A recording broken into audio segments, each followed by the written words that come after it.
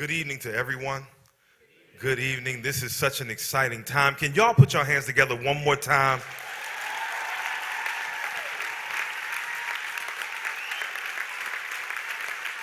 Come on, y'all. You can do better than that. You're applauding yourselves for your own efforts to see this day come to happen.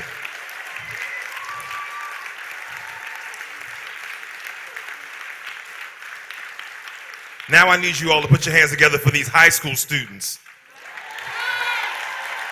I need y'all to stand on your feet for these high school students and show them that they have a community that stands behind them to make sure that their voices are heard.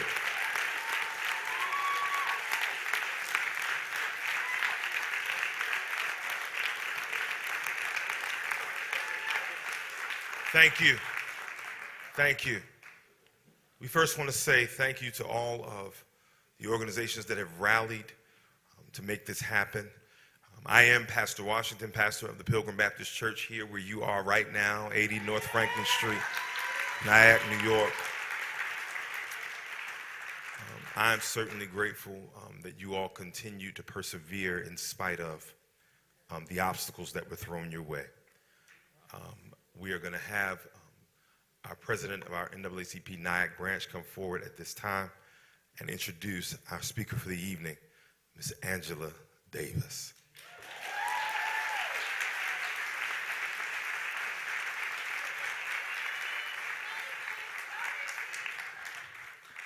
Good evening, everyone. One more time. Good evening, everyone. That's a little better. That's a little better. So Pastor Washington kind of got it a little backwards and twisted up, that I'm not actually going to introduce Dr. Davis. I'm actually going to introduce to you one of the North Rockland students, and she's actually going to tell us why we're here. But before I introduce her, I just want you all to look around and just notice how many folks are in this space with us. And everyone that is in here, you're only here because of these students. These students gave us this opportunity that is historic for Rockland County, for the black folks here in Rockland County, all because of those North Rockland students. So I am very thankful, I am very humble that you all did this thing for the larger community. Yes, it was supposed to be for your school, but look at what you did for the community, for the county. Because of you. Because of you, you actually made my dream come true. So I just want to put that out there, because that's one of my dreams. I don't know if y'all know, but I have two people who I love the most, and it's Dr. Angela Davis and Michelle Obama. So it has always been my dream to have Dr. Davis here in Rockland County. And you all, I'm not a crier, but I'm about to do it. So I'm actually going to stop right now because, you know, I'm not doing it. I'm not going to let y'all see that. We're going to bring up Naya Willis, who is a student in North Rockland School District. She is a senior. And so she's going to come up here and tell us why we're really here and the things that happened. So, Anaya?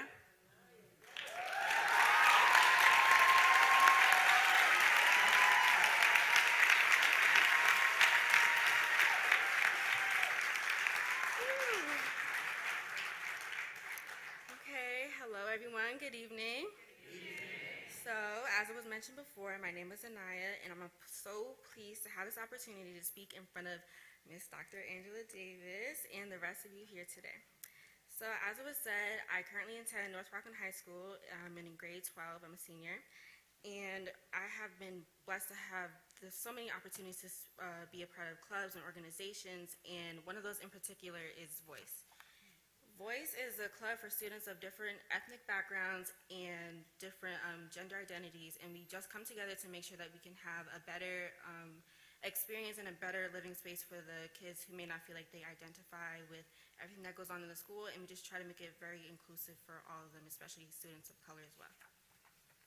And as the year went on, when we had to, just make sure that we can get everything in order and together, we decided that we should get a guest speaker to come to the school in the district. A lot of names were mentioned, but of course, the name that stuck out to all of us the most was Angela Davis. So we did our research, we read the books, and then we looked at quotes, we made panels, and we did our research to make sure that we knew exactly who was coming to our school, and once we did, we knew that it was a decision to make sure that she can come to the school. So we prepared an email out, and the email said specifically that it's only for people that wish to attend the meeting, and it was going to be an off-campus event, and they also needed a parent's signature in the email as well to attend. In the short amount of time, I believe it was a week span, the email sent out created chaos amongst the North Talking community, and a lot of in our community would say that they didn't want someone as quote-unquote radical as Angela Davis to come to the community to speak to their kids.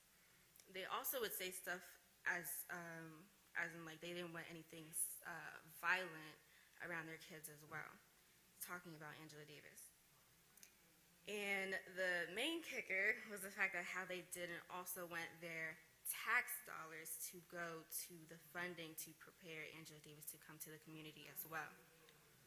Exactly. That's right, say that. Okay. However, what they don't know about Angela Davis is clearly her achievements. As a part of the Black Panther Party, she would help those in need for food and shelter as a way to give back to her community. Angela Davis also marched with another historical figure, Dr. Martin Luther King Jr. This clearly shows the ignorance of people who canceled the event to happen from her coming to our district. Some of the people are clearly okay with making sure that minorities' voices are unheard. They did everything in their power they could to make sure that Angela Davis could not come to the district because they were so afraid of hearing the strong opinions of a Black woman's voice, and they did not want that part of the truth to be heard. A lot of the times, as you all may know, when it comes to America's truth, it can be painted as the white America instead of what actually really happened with the Black community.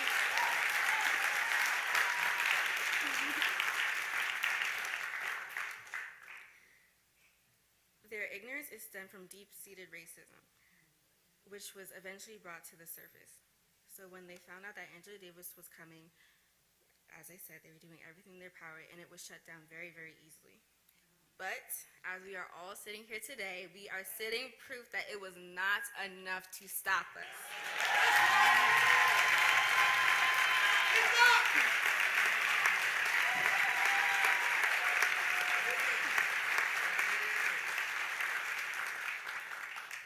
The fact that we are able to stand and sit here today and fight for what we believe in, even if people are afraid of change, is an amazing thing because it shows that we can overcome anything if we all just put our minds to it.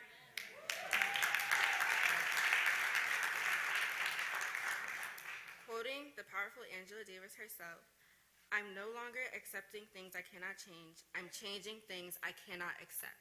That's right.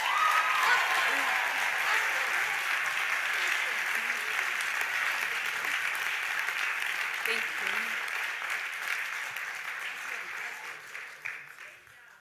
This is why we did what we did, because of students like Anaya. Keep hold in our hearts and in our heads to continue to give these students the voice that they deserve, because they will be standing here one day doing just this when they come to be my age and all of your ages. So we need to lift them up now and not push them away and shut them down. This is where they need to be. So before we get to the part of us introducing Dr. Davis, I could not do this work that we did today if it had not been for a lot of folks in this space. Folks getting names for people to come. You all kept this secret great. Like, I'm just like, dang, my community is great. Y'all kept it quiet until other things happened, but we know what happened, right? So, and we don't need to go there, but we know exactly how it happened and how it got out and all of the other things. But look at what we did still. They thought that they were going to stop us, but they can't. That's it. So that brings you to, we need to make sure that from this day, that we continue to do this, that don't just make it this day. We continue to be here for one another, for our community. We have to stronghold with each other. So I want to thank Education for Liberation, because we would not be here if it wasn't the support of them either. I also want to thank Haymarket Press for being there with us as well, because we couldn't do this without them either. And for me, personally, I could not have done this with a couple of people. So I want to say one to my sister and to my friend, Dornzella Milligan. We have been getting on each other's nerves forever, for this whole past 2 weeks. Yes, we have. So thank you so much. And my newfound sister, who kept me level-headed when all things went wrong with Stack. And so I want to thank you, because you kept me level. That spirit came, so I want to thank you, Anita Kopax, so much. And I want to thank my family for having to deal with my craziness throughout this time, and phone call after phone call, and not paying attention and doing stuff and trying to talk on the phone and making food. So my husband, who is here with me today, I so thank you and love you for that. And Jazzy. And then last but not least, I know I got on his nerves, but he kept calm. He was all right. He was good. He was really good, y'all. And so I want to thank Wilbur Aldridge, our regional director.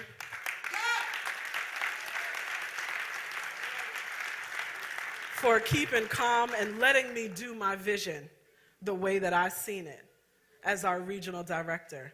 And I know I said last but not least, but I do have a couple of other thank yous to the pastor of this house that you all are in. We would not have a space if it wasn't for Pastor Carl Washington. We would not be here, and I couldn't fulfill my vision either if it wasn't for you opening up this house of yours. So thank you. So mine too. It is mine. I know I'll be backing up from that sometimes, or forgetting that piece, but yes, this is my house too. So just a couple of words from our regional director, and then we will have the introduction for what y'all all are here for, Dr. Davis. But first we'll have our regional director, Wilbur Aldridge, speak, and then we will have Dornzella Milligan doing the introduction of Dr. Angela Davis.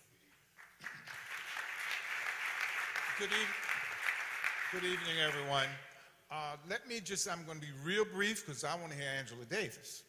But let me say that on behalf of the New York State Conference, Dr. Hazel Dukes, and the Mid-Hudson region, Dr. Dukes was not able to be here tonight, Dr. Davis, because she had a speaking engagement herself. However, she wanted me to be sure and say welcome, and the devil is a liar. Those were her words. Now, let me say, this was a turbulent journey, more turbulent than I think I've had in a while in Rockland County. But you know what? Dr. Dukes and I agreed that the NIAC branch now has a lioness as the president. Nikki did not give up on this. She did not give up on this. She worked. I guess I kept her calm. I don't know what I did, but at any rate, she was constantly calling, I'll tell you that, but that was okay. But it got done. And thanks to all of you for not buying into the fearmongers. And we do have quite a bit of them in this county, we have found out. So I'm going to say this because I think it just needs to be said. The North Rockland students did it, but their leader also helped them do it, and that was the superintendent. That was courage on his part. So I just want to say, let's enjoy the evening. Let's learn something. Let's learn something. Let's learn something.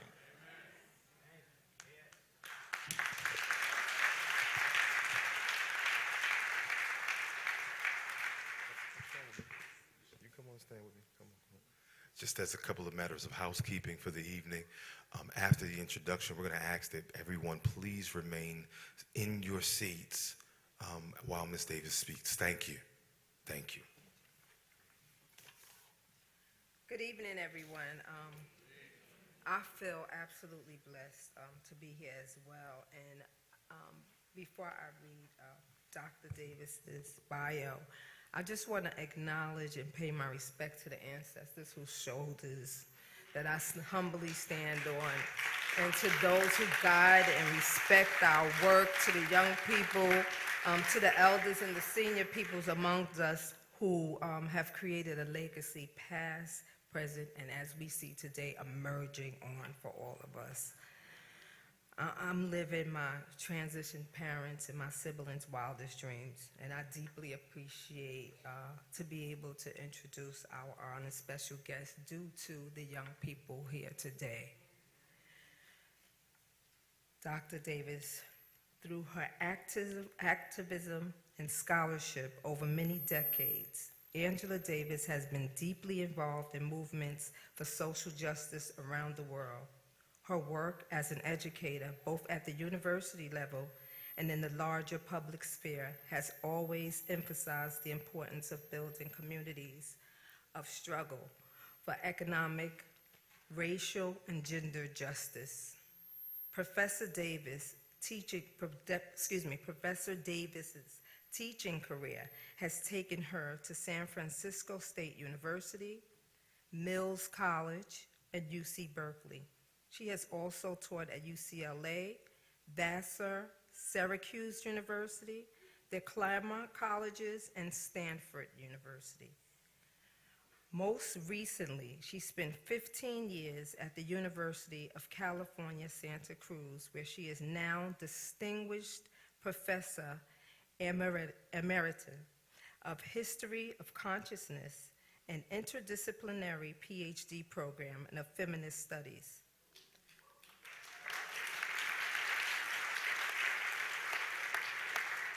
Dr. Davis is the author of 10 books and has lectured throughout the United States as well as in Europe, Africa, Asia, Australia, and South America. In recent years, a persistent theme of her work has been a range of social problems associated with incarceration and the generalized criminalization of those communities that are most affected by poverty and racial discrimination. She draws upon her own experiences in the early 70s as a person who spent 18 months in jail on trial after being placed on the FBI's 10 Most Wanted list. She also has conducted extensive research on numerous issues related to race, gender, and imprisonment. Her books include Abolition, Democracy, and Are Prisoners Obsolete?, and 2 books of essays entitled The Meaning of Freedom and Freedom is a Constant Struggle, Ferguson, Palestine, and the Foundations of a Movement. Her most recent books include a reissue of Angela Davis, an autobiography, and Abolition, Feminists Now, with co-authors Gina Dent, Erica Miners, and Beth Ritchie. Dr. Davis is a founding member of Critical Resistance, a national organization dedicated to the dismantling of the prison industrial complex. Internationally, she is affiliated with Sisters Inside, an abolitionist organization based in Queensland, Australia, that works in solidarity with women in prison. Like many educators, Professor Davis is especially concerned with the general tendency to devote more resources and attention to the prison system than to the educational institutions. Having helped to polarize the notion of a prison industrial complex, she now urges her audiences to seriously think about the possibility of a world without prisons and to help forge a 21st century abolitionist movement. Without further ado, I present to you the Honorable Dr. Angela Davis.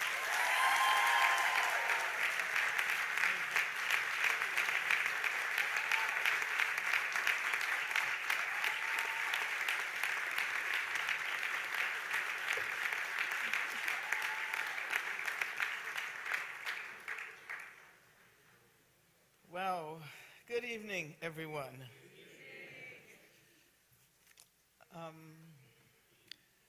I feel a little bit anticlimactic, given, all of the work that has happened over the last period. And first of all, I want to thank the students. I want to thank you for inviting me. And I would also like to thank all of the people named by Nikki Hines. Let's see if I can remember everyone. Of course, Pastor Washington. Without your assistance, this event might not be happening this evening. So thank you for allowing us to use your beautiful church as a venue for the event this evening. And of course, I could spend the next hour talking about all of the events in my lifetime over the last 60, 70 years that have unfolded in the church. And we could also talk about the ways in which the Black church has truly been a vector for freedom.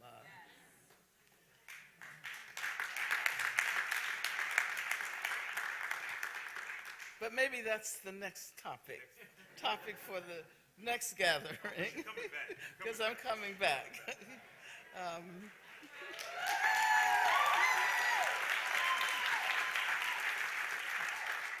But of course, thank you to the NAACP and Haymarket Press and Education for Liberation, and I learned about the Coalition against the New Jim Crow.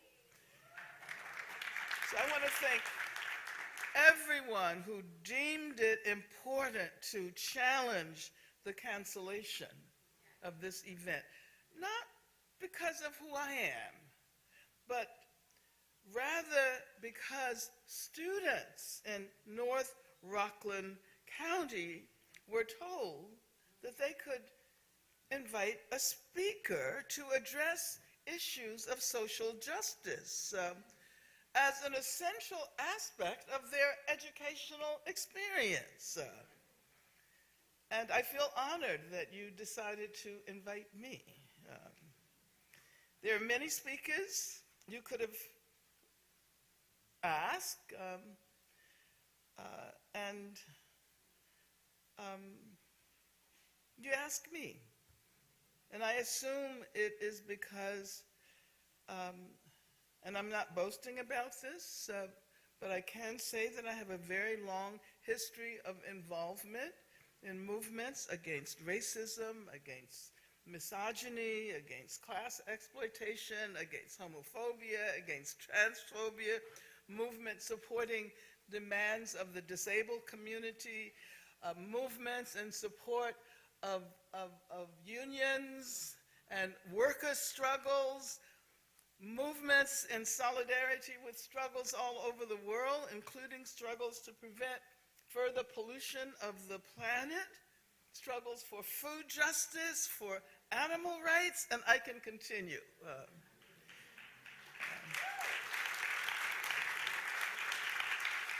I mean, I'm not suggesting that I am the best speaker you could have invited. But I do think that the students understood something of my involvement in those struggles, not so much as an individual, but rather as a member of a community of struggle. And so I'm very sorry for your sake that there are those in this community who decided to attempt to disrupt an encounter that was only designed to further the education of young people in this community. And let me tell you that when I first received the invitation, I was extremely excited because I actually have a long-standing relationship to Rockland County. Not a public relationship, but because Rockland County was the home of the renowned novelist Toni Morrison.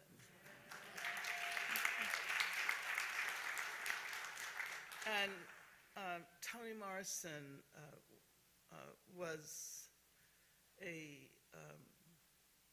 very close friend, a friend of mine for over 50 years. And she always lived in Rockland County.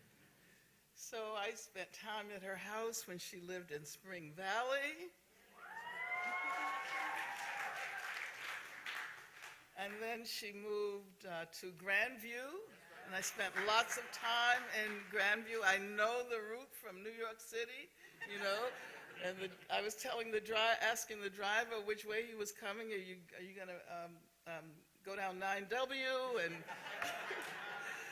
so, and then there was unfortunately a tragic fire at Tony's house in Grandview on Hudson.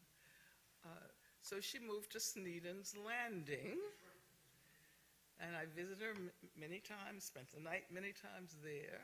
And then, of course, her Grandview on Hudson house was renovated after the fire, and she lived there until she died. So it, you know, I'm wondering whether Toni received any of the reaction. Like, are her books read in Rockland County? Because, you know, from the response that I learned about over the last period, one might assume that her books had been banned. But,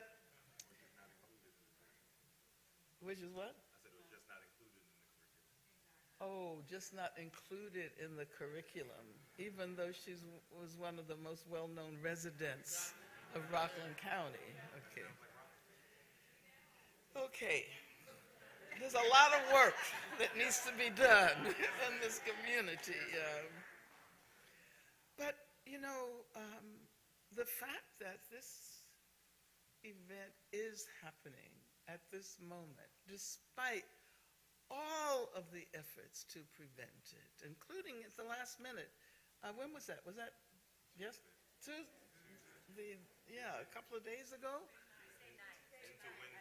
Tuesday night. Wow. But I think that it would be important for us to reflect on the long history of the movement for Black liberation, and to recognize that there have been many such efforts to prevent communities from coming together, and to represent the will of the community. People have fought against those efforts to prevent the development of a strong, liberatory community. And so at this moment, you know, I'm thinking about the connections we all have now with long, long histories of struggle. And how many times have events designed to further the liberation of Black people, and indeed of all people, been canceled. And we have said, no, you will not cancel us.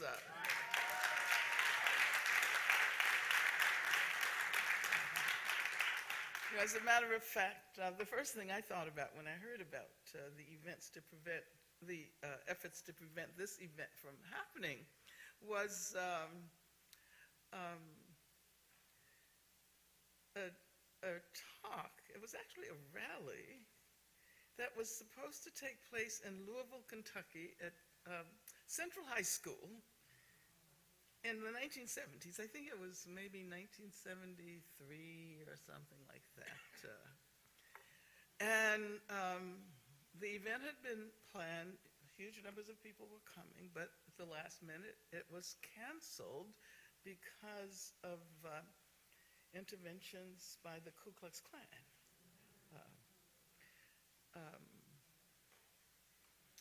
And the meeting actually did take place, even though I have to tell you, Louisville had given me the key to the city. They took it back.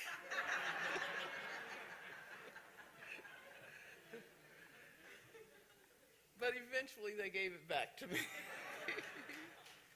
That event that was canceled, that was supposed to take place at Central High School, took place in a church. And actually, it was a white minister who offered his church. And so, I have to say that I realize that none of these controversies are really about me. And I'm just one person. And I am not the figure they create. They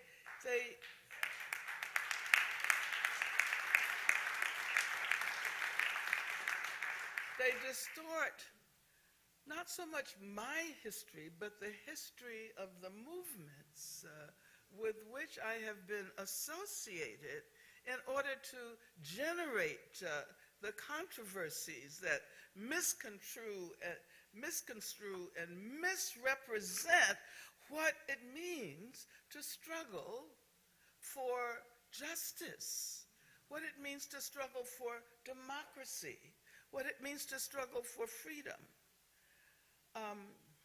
Now, I've never thought of myself as an individual, as a model, as an individual to be emulated. But rather, I think of myself as one of many people in this country and in the world who want to contribute to a better future for us all. That is all I have ever wanted to do. And anyone who is at all familiar with my history will know that I've always argued against individualism. Even though I have been singled out as an individual, I try to use that in a way to promote the idea that it is people who come together, who join hands, who struggle together, who are the forgers of history. History is forged by people joining hands, coming together, and demonstrating our collective dream for a better future. And so I learned very early in my life that we should never assume that what exists in the present represents what we will experience in the future. And I have said many times that I really appreciate the sense of history that my mother offered me as a child. She was an activist herself.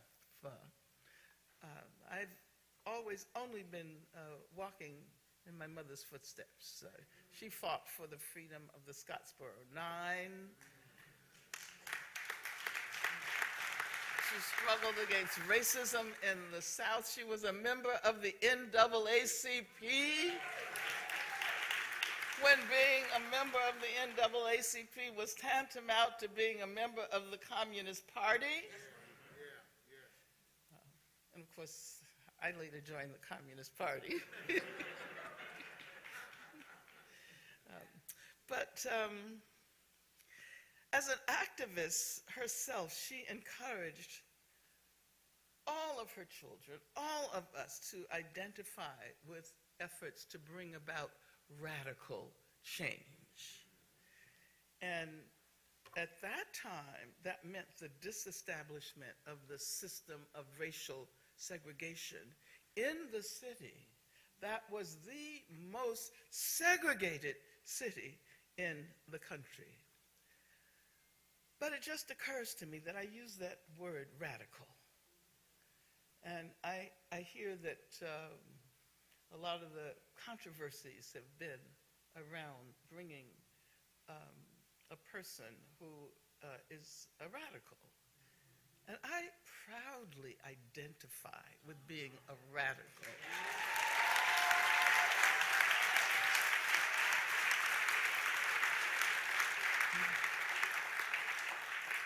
Many years ago, when I was a student of philosophy, one of my mentors, Herbert Marcuse, shared with the class, and I'll never forget this, that the meaning of radical, the etymological meaning of radical, is root. And so to be a radical means to understand things at their root, not to simply stop with understanding the appearance of things, the surface of things, but to delve into them and fully, thoroughly understand what needs to be changed if we want to be able to imagine, living in a world where freedom and democracy and equality prevail. So I strive to be a radical. I don't know whether I always succeed, but I strive. I work at being radical all the time.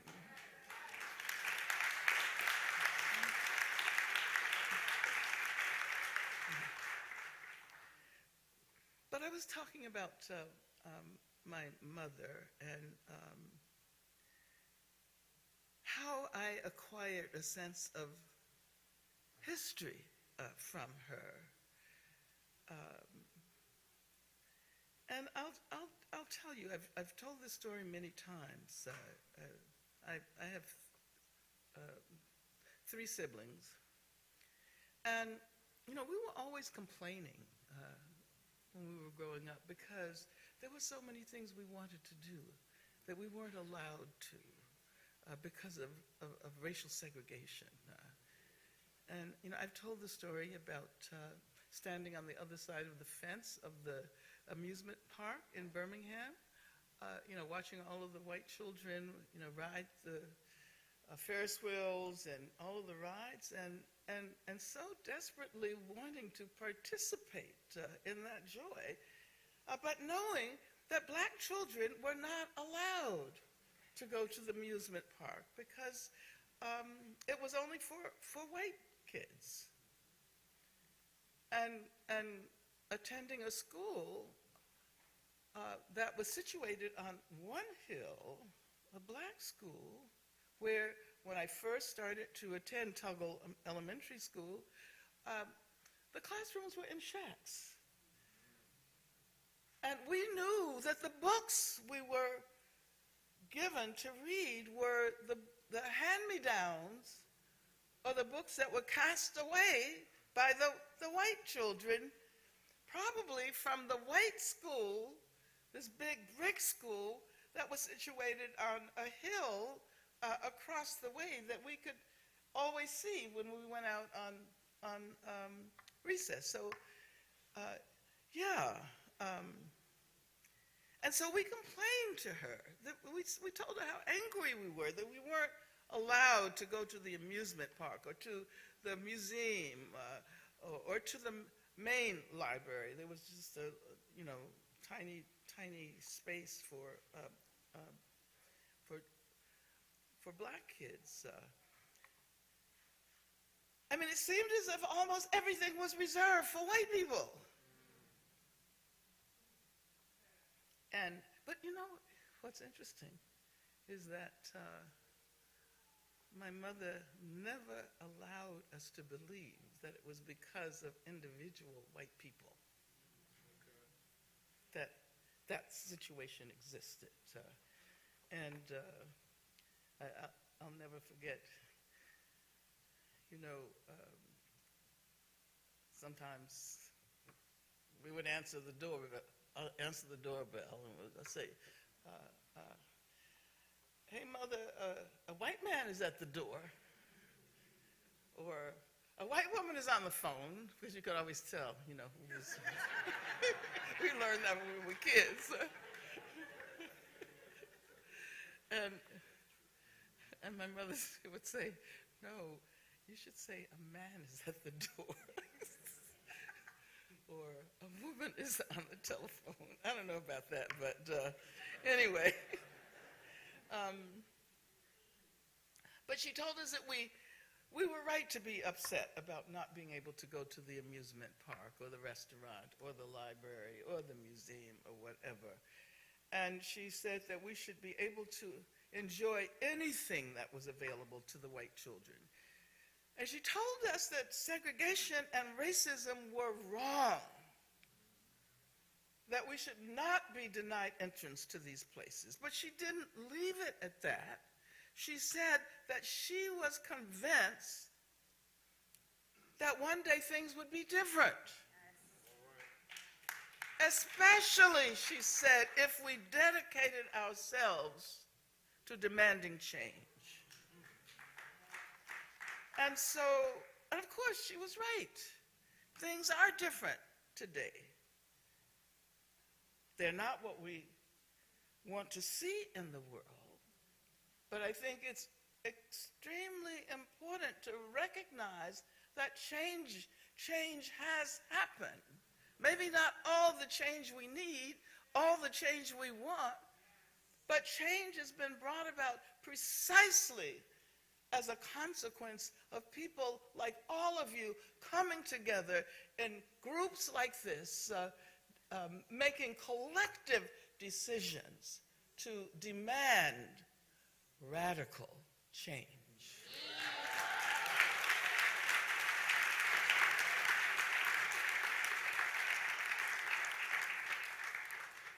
Now, I'm so happy to be here. I feel really privileged to share this experience with you here in Rockland County. I'm happy to be able to reflect on some of the burning issues that affect our lives today. And I'll begin by saying that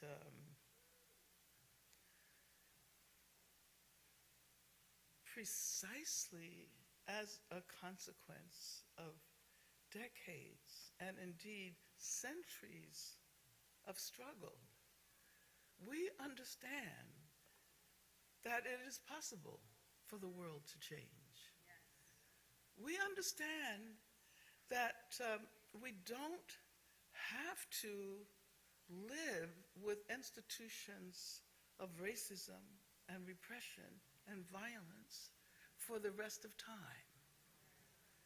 And it's interesting that I've been. You heard the word abolition mentioned, right, in the introduction.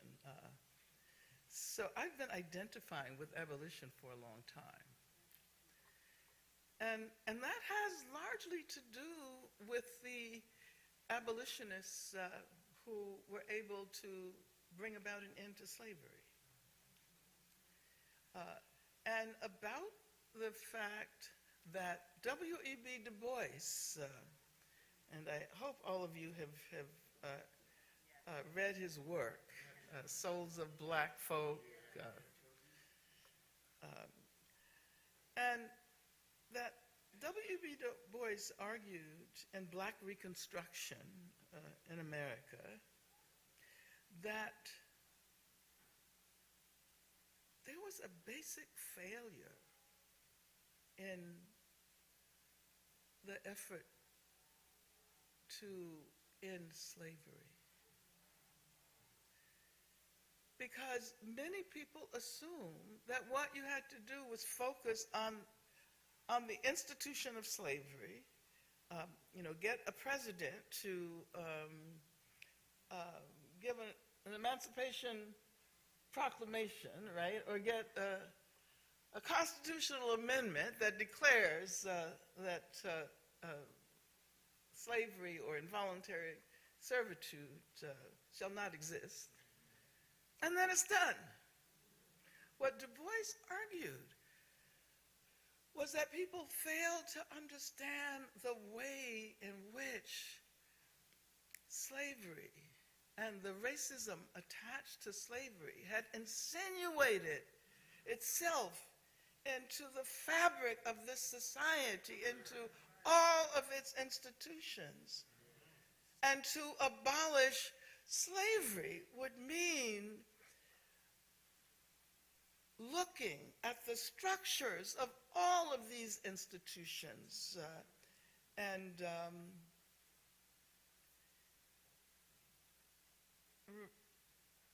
not only getting rid of the influence of slavery, but recognizing that the real challenge was to create a different kind of democracy in this country that would be capable of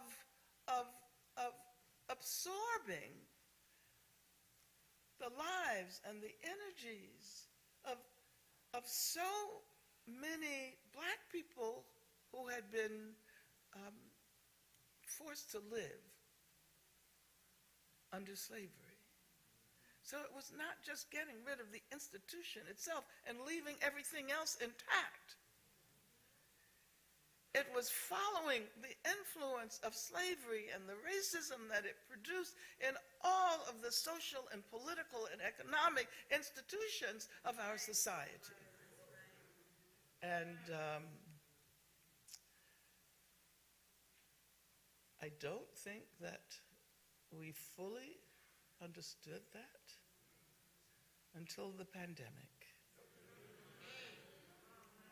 I don't think we fully understood the structural character of racism until we saw that Black people and indigenous people and Latinx communities were suffering in ways that were unimaginable. So that's not really what I have in my notes. And I just realized that I forgot to start my timer so I could see how long I've been talking.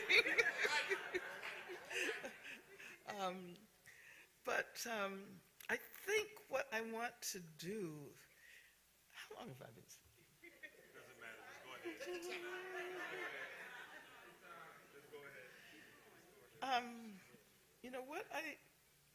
What I want to do is to talk about hope, right?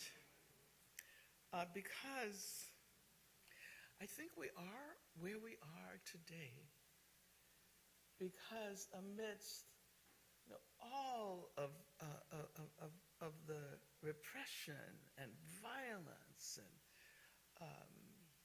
tragedies that have occurred over centuries, somehow or another, we've managed to hold on to hope. We've managed to hold on to hope. And we've managed to transmit hope from one generation to the next. And I'm saying this specifically to the students who are here, because you are the benefactors of hope in so many ways. The hope that you receive, the hope that you will pass on. And it seems to me that is what our job is while we're here, to guarantee that the discipline of hope, and I use a term that was coined by Miriam Kaba, that hope is not just something that's out there that you grab. Hope has to be forged. It has to be generated. It has to be worked on. It has to be created. And if you want to understand why it is that the yearning for liberation among Black people in this hemisphere has survived hundreds of years, one would assume that after so long and witnessing and being affected by the racism that doesn't want to go away, that people would give up. But I think every day about the fact that I am associated with a people who have refused to give up after centuries and centuries. Not only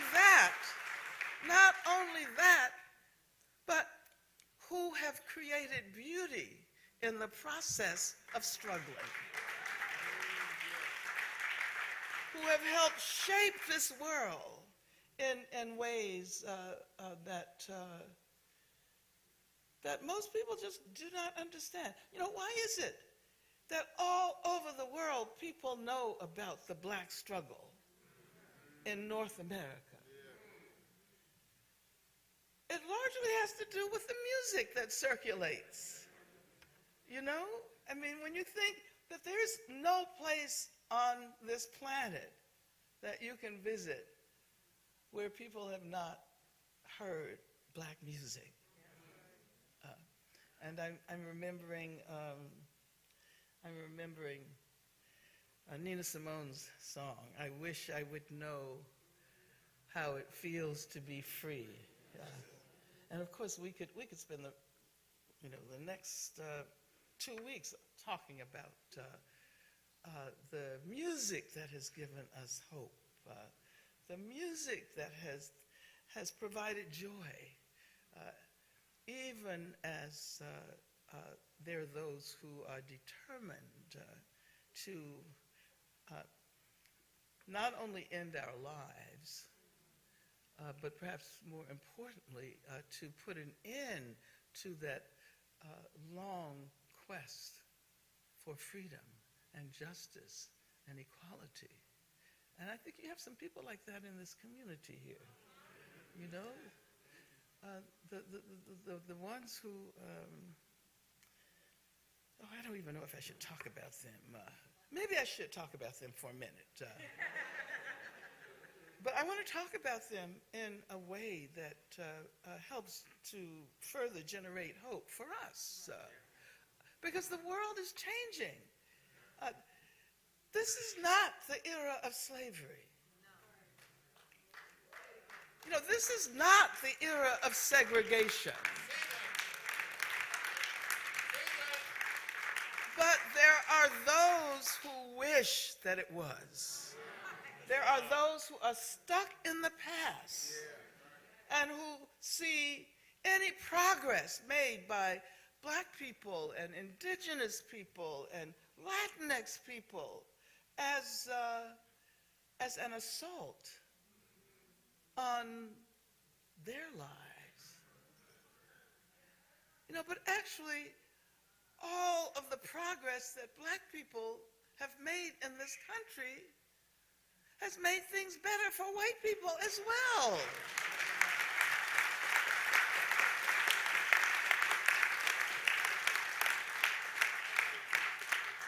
And precisely because of the historical racism and the current racism, people in this country are not even aware of the work that so many white people have done against racism.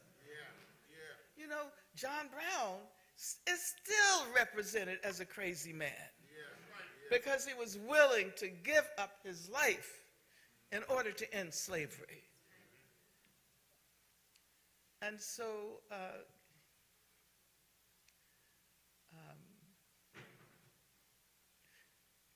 critical race theory. You know, critical race theory is really a very important development in legal theory. But it's also about recognizing the history of this country, including the contributions that white people have made to the struggle against racism. And you know, a lot of those people who didn't want this to happen don't want their children to know that there are precedents for white people being involved in radical struggles for freedom.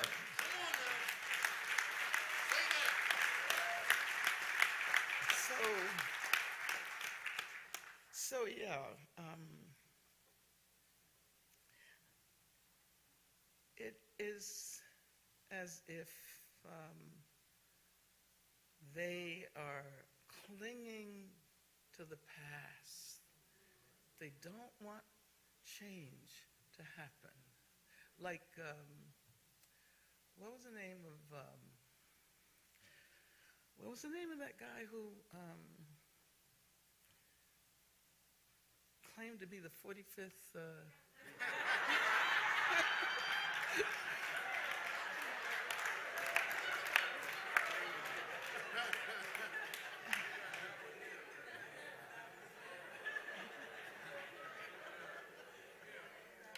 I don't want to remember him, but he was a perfect example of someone who refused to recognize the trajectory of history, who refused to recognize where we are going. But, you know, and so, you know, all of these conservative, conservative means that they don't want to change. Conservative means holding on to the past and preventing the future from flowering.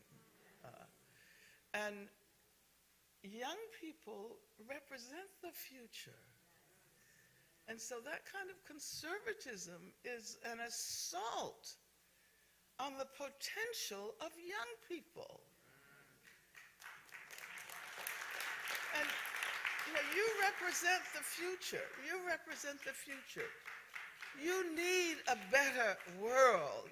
You want a world in which we don't have to fear that the planet itself will die.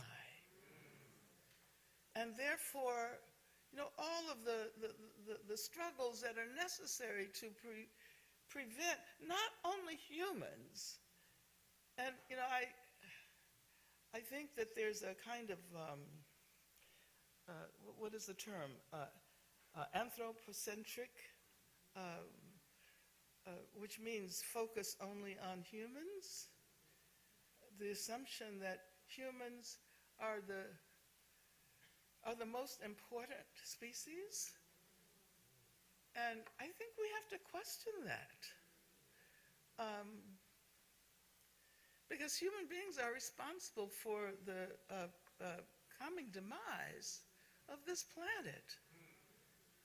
I mean, when you think about how many plastic bottles are in the ocean now, what have human beings done to this planet? Ants have created all kinds of things. You know, ants are builders. You see them. They work. They work harder than humans. But they don't destroy in the process of making something new. And I think I will say something about, or at least gesture toward capitalism, because I think this is one of the reasons why those people, whoever they were, I don't know their names, didn't want me to speak here. Because, you know, capitalism is destructive. Capitalism came about as a result of depending on slavery and colonization and colonialism. So capitalism is racial capitalism. This is a term. I don't know whether any of you have heard that term being used. Yeah, racial capitalism. We're trying to do a little educating here too. So, you know, you can read people like Eric Williams, who at one point was the Prime Minister of Trinidad, but he wrote a book called Capitalism and Slavery, and I think it must have been, was it the late 1940s or the early 1950s? And it has taken us so long to recognize that capitalism is in part responsible for the deep structural character of racism. You know, racism, I think we know now that racism is not primarily about somebody not liking black people or Latinx people. It's not about a choice. It's not about an attitude. It's not about character defects, character flaws. I mean, yeah, there are lots of people who are racist, but they're not responsible for this world. They're not responsible for the deep structural racism of healthcare. They're not responsible for the deep structural racism of housing. They're not responsible for the fact that the vastly disproportionate number of black people, black men, people of color are in prison. They're not responsible for the fact that so many black people, and Latinx people, and Asian people are killed by the cops. So, yeah. So we're talking about how we can facilitate the development of history, and how we can be on the right side of history. There are those who don't want to see history unfold as it wants to. And so I think that what I'm going to say is that I want to leave a message to the young people that has to do with the making of history, the forging of history, and who is responsible for historical change. And I want to say that if you ask yourself, you know, why is it that black people can vote now? Is it because of a president? Is it because of senators? Is it because of you know, powerful leaders? Or is it because of the fact that people, just like all of us in this church this evening, have developed a collective vision of what is possible in the future, and who have fought for that? And you can fight for it in many ways. You don't necessarily have to be an activist, you know, who gives speeches or whatever. You can do it, you know, as an educator. You can do it, yes, as an educator. And I think And I think you all have some serious work to do in relation to the educational system in Rockland County.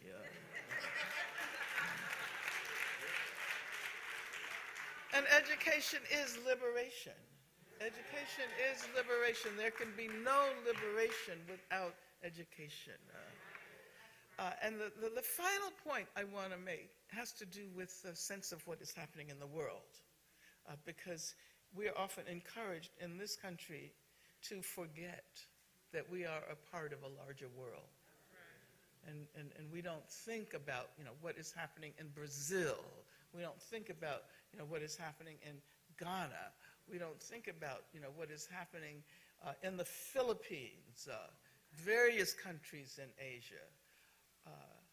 And I want to urge you to be more internationalists and to recognize that we can learn a great deal from our sisters and brothers who are struggling in other parts of the world.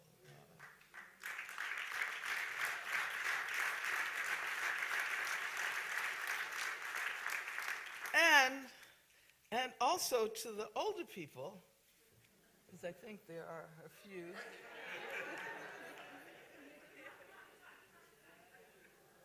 I think we have to learn how to listen to and learn from younger people.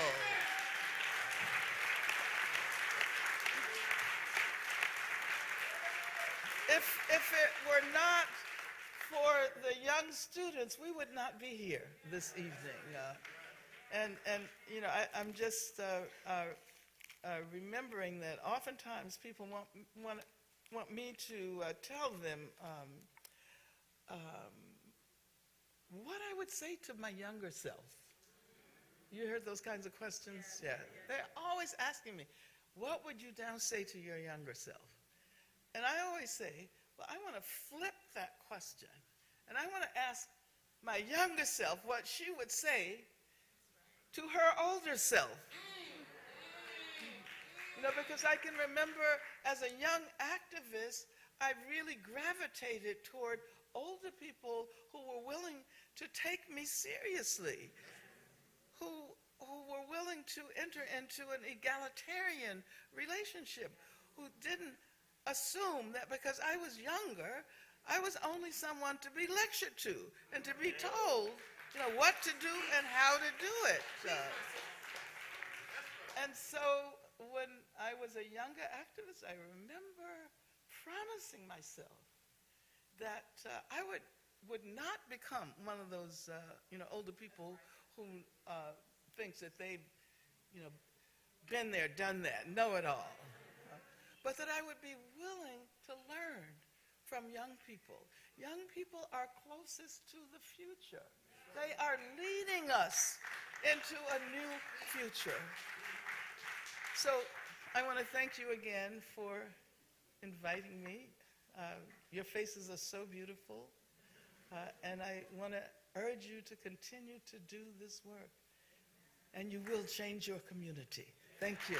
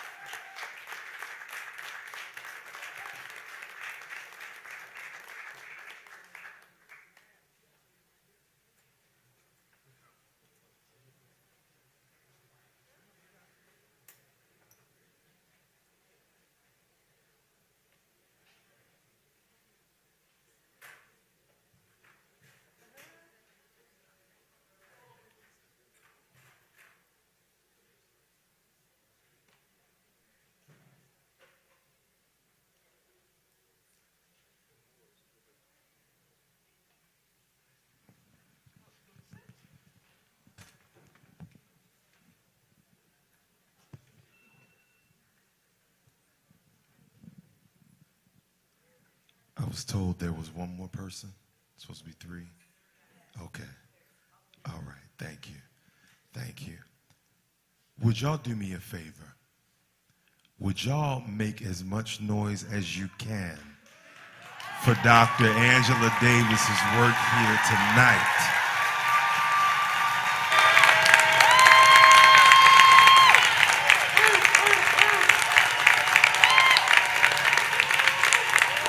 Come on, give it all to her, give it all to her, give it all, give it all.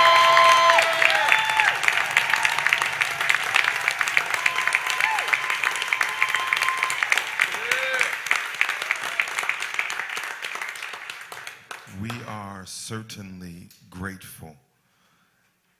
Certainly grateful. I think that y'all can hold them, can't y'all?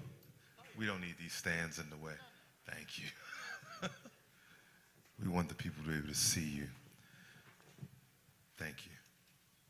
Thank you. We are moving into our Q&A portion, our Q&A portion of our night tonight with Dr. Angela Davis. And so I want to stand before you and introduce to you the person who will be leading our discussion. She's a spiritual psychologist and author of the best-selling Simon & Schuster novel, Shallow Waters. Please put your hands together for Miss Anita Kopach.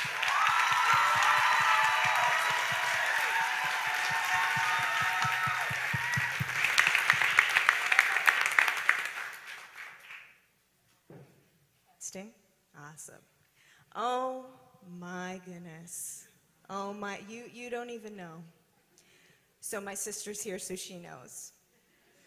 And I'm not gonna say I've been obsessed with you my whole life. But I have studied you. We're from California. I went to UC Berkeley. And you have been an instrumental figure in my life and my growth as a human being. So thank you. Thank you for being you. And I was actually talking to my kids about, I'm going to say it, but I know that you're not really into individualism, but thank you anyway. I appreciate it. So, as we know, it was a fight to get this venue and to have you here. And I think it's divine that it ended up in Nyack. Because our history here, just up the road, Harriet Tubman and Cynthia Hesdra participated in the Underground Railroad. There are so many historical moments that have happened here where Black people have been lifted and supported. And I know that you mentioned how white people have helped in that process as well. And so there have been a lot of allies here. And so we thank you, yes, we thank you for that. So you answered this a bit with the hope. But my question is, when we were even going through this, there was that sense of hopelessness for a moment, yesterday when we were scrambling, trying to find this place. And how do you keep the energy to fight in the face of so much adversity?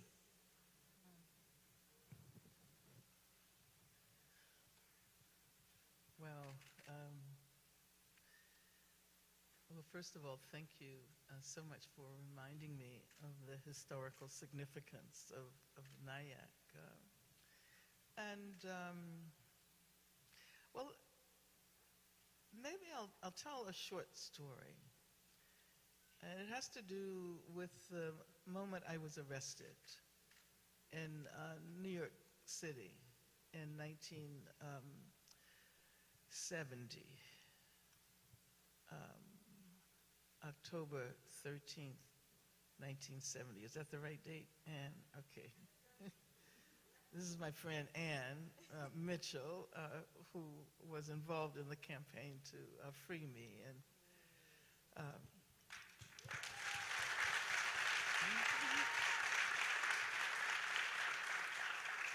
And so I was arrested in New York City and Howard Johnson's on 50-something street and taken to, taken to the FBI headquarters, and I remember I did not say a word because I had learned when I was very young not to speak to the FBI. Because my parents had friends who were black members of the Communist Party, and some of them had been arrested, and some of them were being sought by the FBI. So we learned as children, never speak to the FBI. And so I was in the FBI headquarters, and they kept asking me questions, and I just kept looking at them. I didn't even tell. They asked me whether I was Angela Davis. But anyway, they eventually took me to the Women's House of Detention in the Village, which was on, where was it, 6th Avenue in Grant? Huh? 6th Avenue and 10th, yeah, thank you. And it was really scary.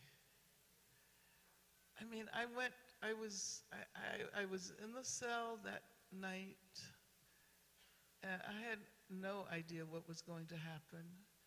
I knew that I was charged with offenses that could lead to the death penalty. And so, I remember feeling so hopeless, not knowing what to do. And in the cell, I heard these faint voices that were outside of the jail. And I listened and listened harder and harder, and I could hear them chanting, "Free Angela Davis." And as it turned out, there was a huge demonstration outside of the jail. And I realized then that it wasn't about me finding some reservoir of hope somewhere. It was about being a part of that community. Always thinking, this is why I always think of myself as a member of a community rather than an individual. As an individual, there was no hope. Yes. But not only did those outside of the jail demand my freedom, but people all over the world. There were literally millions and millions of people all over the world who joined the campaign to free me. And that made me realize that it wasn't just about me. And so I think it was that moment that made me recognize how my identity always had to be connected with a collective identity. What I was incapable of accomplishing as an individual, we could all do together. And I mean, it's very interesting because most people didn't think that I was ever going to get out of jail, or that they thought that maybe I would even be sent to the gas chamber, because you had people like, you had three of the most powerful men in the world. You had Richard Nixon, who was the president. Ronald Reagan was the governor of California. And then J. Edgar Hoover was the head of the FBI. And all of those people who were involved in that campaign achieved my freedom, despite the fact that all of these other figures, including the three I just mentioned, were claiming that I was either going to be executed or that I would spend the rest of my life behind bars. So that's where my hope comes from. Ooh. Ooh. Yes, yes, yes. Hope in community. in community. Thank you. Well, as a former incarcerated person who still has comrades in prison as political prisoners, what do you feel needs to happen with the system? I know you want it to be abolished, I'm sure.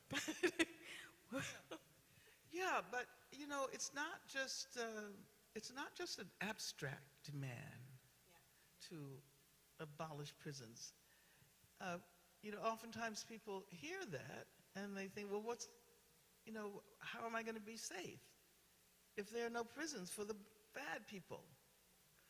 And the assumption is that prisons are there to protect those of us who live in the free world. But do you feel safer knowing that there are 2 million people behind bars? So abolition is really not so much about getting rid of the specific institution of the prison, although it is about that. But fundamentally, it is about asking the question, what would be required in order to get rid of these horrible institutions of racism and repression? What would our society have to look like in order not to have to depend on these institutions that have brought so much tragedy and so much repression in our lives? And I could say the same thing about police. You know, what kind of society would we have to build in order not to have to depend on bodies of armed humans to create safety for us? And so, you know, I would say, well, first of all, we need housing. We need housing for everybody. And then I would say we need free health care. Health care should not be a capitalist commodity. And then I would go on. I would talk about free education. Yes. You all are about to go to college, right? Now, why do you have to pay to learn? That's right. Why is that a commodity?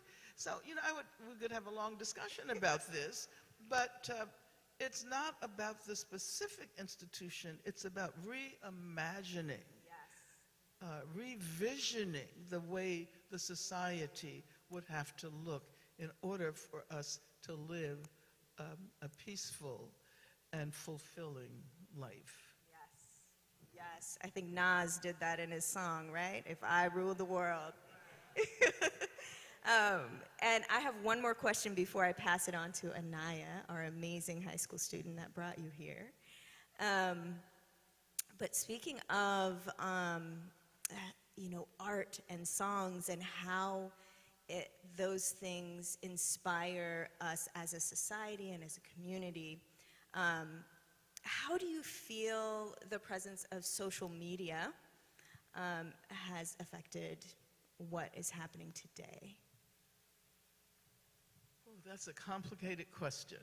It's a very complicated question because, you know, first of all, the new technologies of communication have facilitated communication in ways that would have been unimaginable 50 years ago. And I mean, and that should be a good thing, that we're able to connect with each other in that way. I, you know, often talk about an effort that we undertook in 1969, and that was a national student strike to protest the invasion of Cambodia. And we organized that strike, and it was successful. But had to do it by snail mail. We couldn't, it was too expensive to make long distance phone calls. So sometimes I think now, if we had had the kind of social media that you take for granted today, we would have brought about a revolution. But then I say, well, but maybe it wouldn't have been the revolution we wanted, because there are a lot of things we didn't know then that we know now. We didn't know about the importance of gender and sexuality and all of these issues. So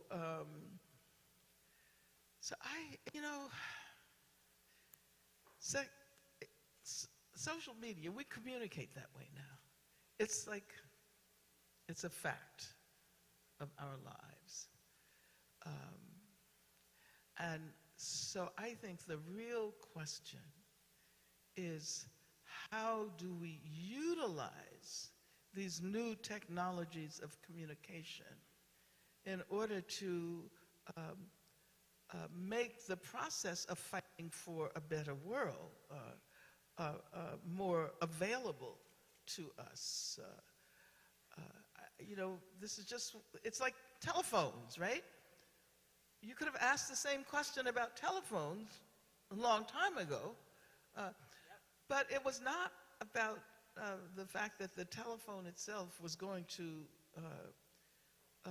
produce anything major, but rather about how we use the telephone. And I think that with respect to social media, oftentimes we allow social media to use us. Say that again. We, as opposed to utilizing what's good about the availability of those new technologies to bring about change, as opposed to just using it to cancel people. And, there are all kinds of negative, but that's for you all to figure out how to do, right? Yes. Because that's your future. And we're going to be blowing up social media after tonight, because now we know we can share. Okay, so Anaya, if you can ask maybe 2 of your questions, just because of timing, right? Because of timing, I did want to go really, really quick. I had a couple more thank yous, and the thank you is to my parents especially, because if it wasn't for their drive to make sure that I was always educating myself and in my books, I never would have found out about Angela Davis and every other amazing figure that came before me to make sure that I could have all the opportunities that I have now. So my thank you goes out to them.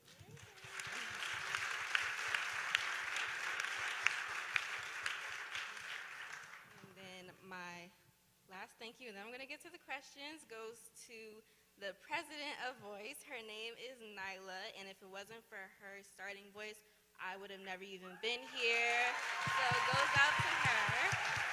Yes.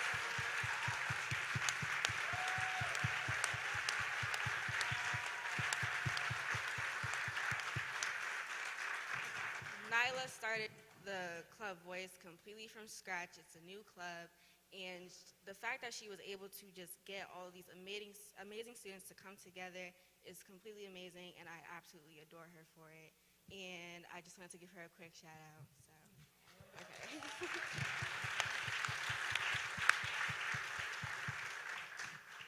Now for the questions.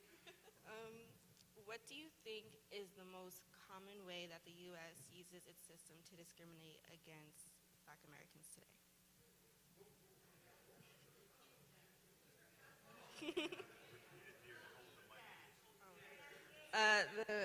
The question was, what do you think is the most common way that the U.S. uses its system to discriminate against Black Americans today?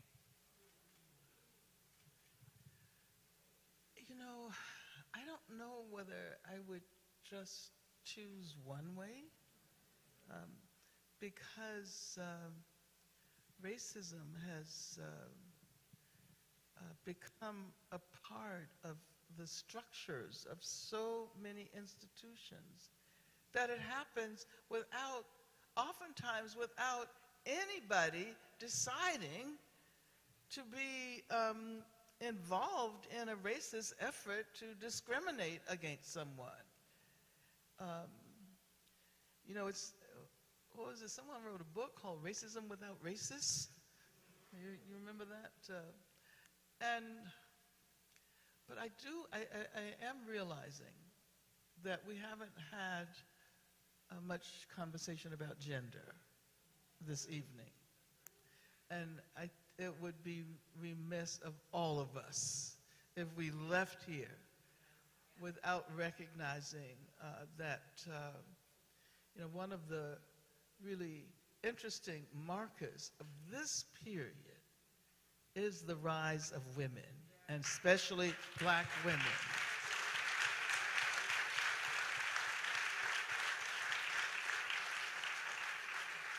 And so rather than talking about how black women are the targets of discrimination, because I mean, we could each come up with 100,000 ways in which that happens. I want to refer to the fact that it is exciting to be alive now, recognizing that finally black women are being recognized as the creators of change. Finally.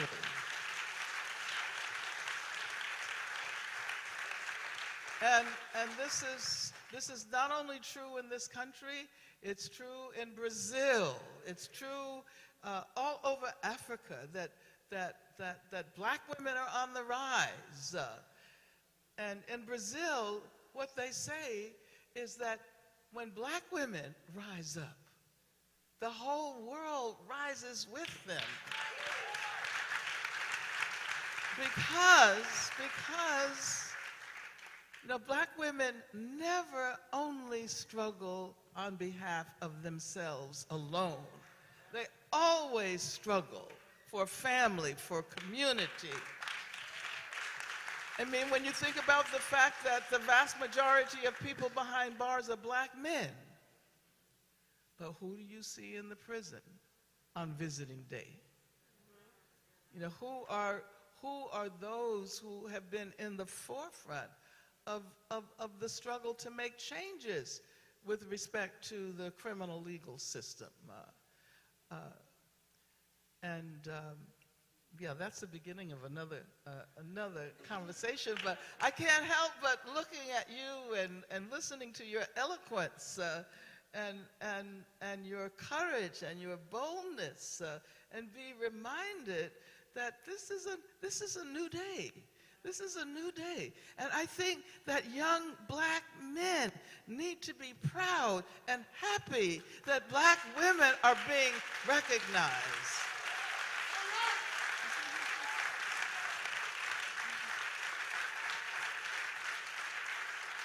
And when I say women, I'm also talking about trans women. You know?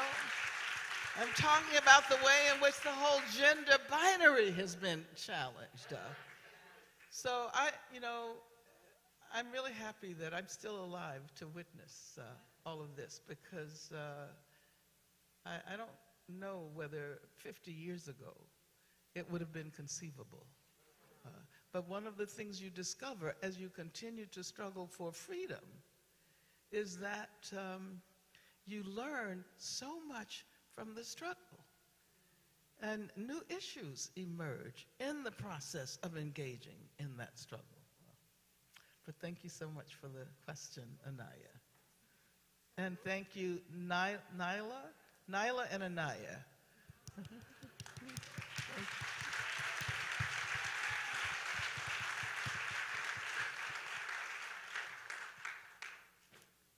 This also leads into my other question. With everything that goes on still, like racism, homophobia, transphobia, do you ever get scared or worried that things will revert back to the way that they were before they had a chance to get better? All the time. All the time.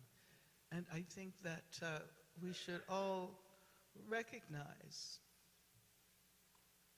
that you don't just win a single victory and stop and assume that you've done all the work that needs to be done. Because if you don't protect that victory, and you know, look at what happened after Obama was elected. Who was elected next? Oh, we won't. I take that back because I don't want that name to pollute our conversations here. Not only do we need to protect the victories that we win, we need to recognize that new insights come from those struggles. You know, I was gesturing towards the fact that we have to, you know, think about how insignificant we all are on this planet that is one of trillions and trillions and trillions of other planets in many, many, many universes. I don't think we stop to think about that enough because some of the things that we say and we do are indicative of the fact that we think that we're so important as human beings. And I think that that helps to generate the kind of racism that says, well, okay, if human beings are the most important creatures in the universe, in all of our universes, then what kind of human beings are the best human beings? And so you see there's a step, a small step to the racism that is characteristic of the hierarchies that we assume. So I think sometimes it's just good to stop and reflect on how totally insignificant we are. You know? And that puts things in perspective. But at the same time, how wonderful we can be, and how joyful a world we can make, and how we can save this planet, how we can depend on the lessons that come from our indigenous sisters and brothers and siblings who have been stewards of this earth for so many thousands and thousands of years.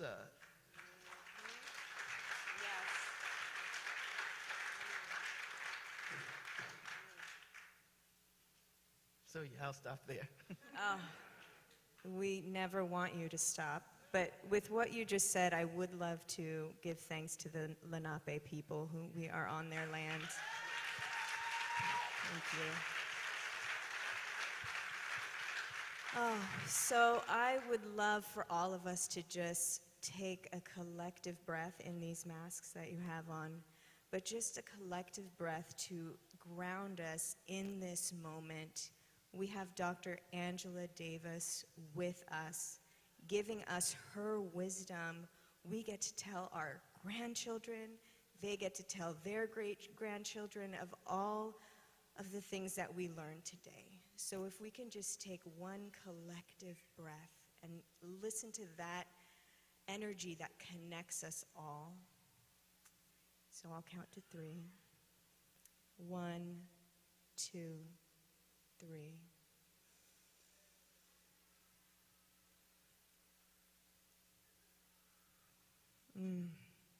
And with that, we thank you so much.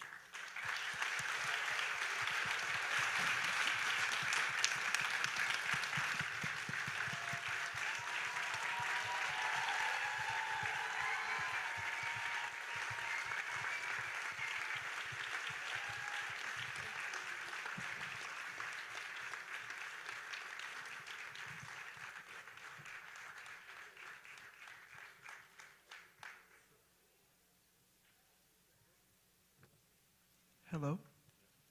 So I want to thank you again, Dr. Davis, for being here, for giving us, sharing with us all of your wisdom. I am so still feeling nervous. I don't know, standing here, like I don't know what's happening. Although when I was sitting there, I felt like I was, talking to Auntie Angela. So, but now being here next to you just feels a little different. And again, I'm super, super humbled that you came here to bless us with all of your wisdom. I too want to thank Okaikor and her board from Education for Liberation. Please give them a round of applause. I know I mentioned this earlier, but I just want to acknowledge her and her board members in the space, so thank you so very much. And again, I want to thank all of you for being here. Without you in this space, filling it all the way up wouldn't mean anything. Even if we had just 2 people here, it would feel great. But just knowing that the community showed up and showed out for our students means a lot. So I thank you and give yourselves a round of applause for that, because you showed the students that you support them. So I hope that I'm not just saying you support them and you don't support them again after this. So I'm hoping that we continue on with the support for the students. And I'm going to turn it over to Pastor Washington so he can let us on out.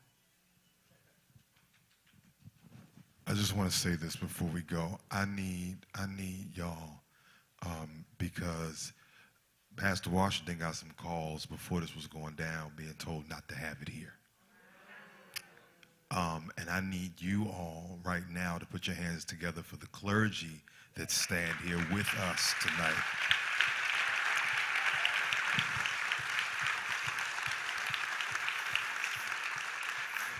Many of you know Pastor Weldon McWilliams, PhD.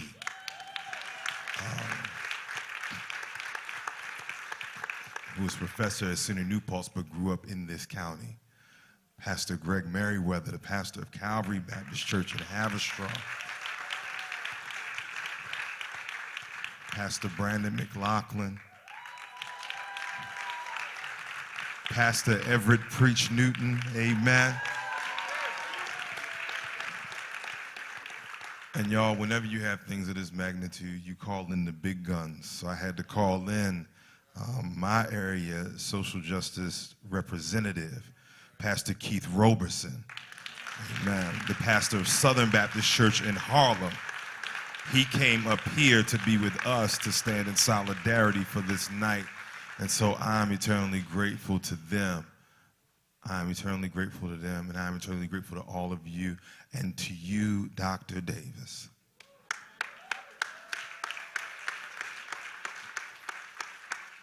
What you have shared here tonight, I hope and I pray, transcends this moment. Because oftentimes, y'all, we come and we have too many moments like these and we do nothing afterward. I'm sorry, Pastor Washington, just honest. You can hate it or love it, but I'm going to say the truth. The fact of the matter is that we have moments like these and we leave and do nothing. There is too much work to do. And so when we have parent-teacher conference, we need to show up like this. When we have issues at basketball games that we've had, we need to show up like this.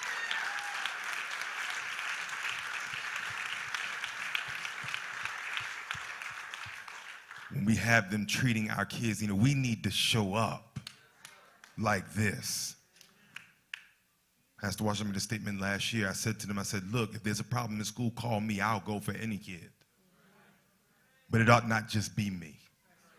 It ought to be every single one of you who is here tonight.